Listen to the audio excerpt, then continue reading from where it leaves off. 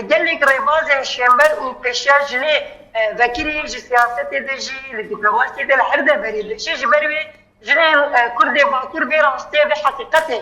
ne tenê weke ji derve dem bi dem, gav bi gav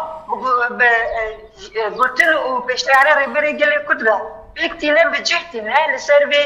gelek jin hatin qetil kirin, koçber kirin, niha jî bi sedan hevalê me li girtîgeha de li ber xwe didin îro li siyasetê de li taqê li malê li her deverî de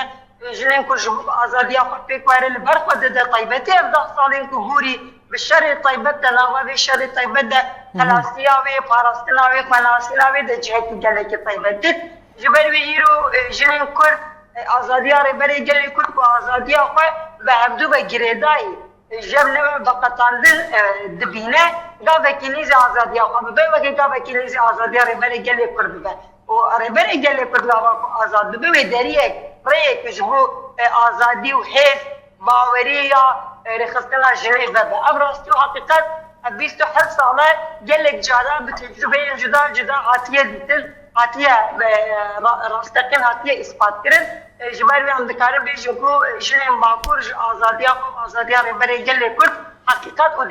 diyalektika wê nas kiriye û li gorî ve tevdikare.